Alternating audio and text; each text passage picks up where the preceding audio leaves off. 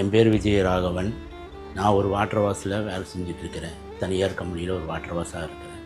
என் பிள்ளைய நல்லபடியாக படிக்க வைக்கிறதுக்காக நாங்கள் படாத கஷ்டப்பட்டோம். சம்சாரமும் இறந்து போச்சு. எனக்கு ஹெல்ப் பண்ணுறதுக்கு யாரும் இல்லை.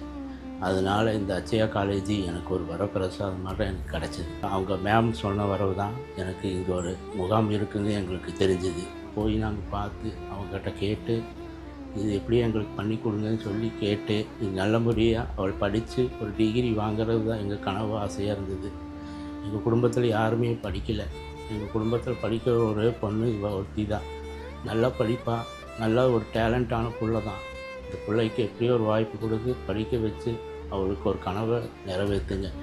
அதுதான் நான் உங்கள்கிட்ட கேட்டுக்கிறேன். நான் பிள்ளை எங்களுக்கு நல்லா படித்து நல்லா முன்னேறிச்சுனாவே எங்களுக்கு போகுது. அவங்க அம்மாவுக்கு ஒரு ஆத்மா சாந்தி அடையும். இன்னொரு பிள்ளையும் இருக்குது. அதையும் எப்படியும் நாங்கள் படிக்க வைக்கணும்னு முயற்சி எடுத்துகிட்ருக்குறோம். அதுவும் கவர்மெண்ட் ஸ்கூலில் தான் படிக்குது. 2 பேர் வேலைக்கு போகும்போது எங்களுக்கு தெரியல எப்படியும் பிள்ளை படிக்க வைக்கலான்னு ஆசையாக தான் இருந்தோம்.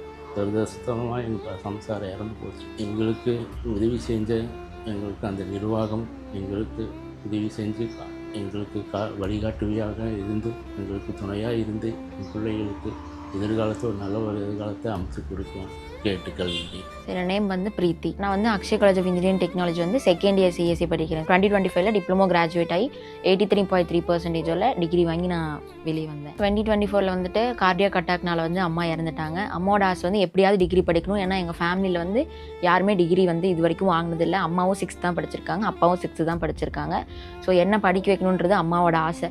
அதை நிறைவேற்றணும் அப்படின்றதுக்காக நான் இன்ஜினியரிங் காலேஜ் வந்து ஜாயின் பண்ணேன். நிறைய காலேஜில் வந்து போய் விசாரித்தோம் சார். எல்லாமே பக்கம் ஃபீஸ் வந்து ஜாஸ்தியாக இருந்துச்சு. லாஸ்ட் டே வரைக்குமே நான் கவுன்சிலிங் அப்ளை பண்ணவே கிடையாது. சரி, லாஸ்ட் டே வந்து நான் உட்காந்து யோசிச்சு பார்த்தப்ப சரி அம்மா ஆசைக்காக நம்ம இன்ஜினியரிங் கவுன்சிலிங் அப்ளை பண்ணலாம் அப்படின்னு சொல்லி அப்ளை பண்ணப்போ எனக்கு அக்ஷயா காலேஜ் கிடச்சிச்சு. அங்கேயுமே வந்து ஃபீஸ் ஜாஸ்தியாக தான் இருந்துச்சு. இப்போ நாங்கள் நிறைய யோசித்தோம். ஃபேமிலி ரெண்ட் கட்டணும், அடுத்து தங்கச்சி படிக்க வைக்கணும், அவள் இப்போ 8th படிச்சுட்டு இருக்கா, அடுத்து மட்டும் 12th சீக்கிரமாக போயிடுவா, அவளுக்கு டாக்டர் ஆகணும்னு ஆசை. அதெல்லாம் யோசிச்சப்ப ஃபஸ்ட்டே நான் காலேஜ் போனப்போ நிறைய யோசித்தேன். அதை பற்றி யோசிச்சு மதியானமே கிளாஸை குயிட் பண்ணி நான் வெளியே கீழே அட்மிஷன் டீம் பண்ணிட்டேன். ஏன்னா அவங்க தான் என்ன ஹெல்ப்னாலும் எனக்கு கேளுங்க அப்படின்னு சொன்னாங்க. வெளியே வந்து அவங்கள்ட்ட சுச்சுவேஷனெல்லாம் எக்ஸ்பிளைன் பண்ணப்போ தான் எனக்கு விக்ஷரா சரணாலயம் பற்றி எங்களுக்கு சொன்னாங்க.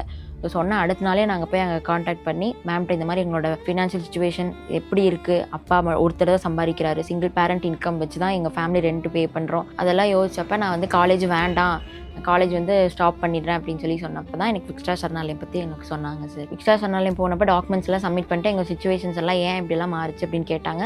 ஸோ அம்மா இறந்துட்டாங்க மேம், சிங்கிள் பேரண்ட் இன்கம்னால எங்கள் ஃபேமிலி வந்து படிக்க முடியல அப்படின்னு சொன்னப்போ எனக்கு விக்ஷரா சரணாலயம் வந்து எனக்கு ஹெல்ப் பண்ணாங்க படிக்கிறதுக்கு. ஹெல்ப் பண்ணதுக்கப்புறம் தான் நாங்கள் வந்து நிம்மதியாக உட்காந்து நாங்கள் சாப்பிட்றோம். ஏன்னா என்னோட படிப்பு பற்றி அப்பாவோ நானும் எந்த கஷ்டமும் படாமல் நான் ஃப்ரீ மைண்டாக படிக்கிறது, அப்பாவும் இங்கிருந்து கோயம்புத்தூர் வரைக்கும் ஒர்க் வந்து நிம்மதியாக போயிட்டு வர்றாரு அப்படின்னா நம்ம விக்ஷரா சரணாலயம் மூலியமாக தான் சார் அது நடந்துச்சு. நாங்கள் நிம்மதியாக உட்காந்து ஒரு வாய் சாப்பிட்றோம் அப்படின்னாலே விக்ஷரா சரணாலயம் தான் சார் காரணம். அதுக்கு ஆர்கனைஸ் பண்ணி கொடுத்த NGO விக்ஷரா சரணாலயம்க்கு, சுமி மேம்க்கு, வனிதா மேம்க்கு தேங்க்யூ.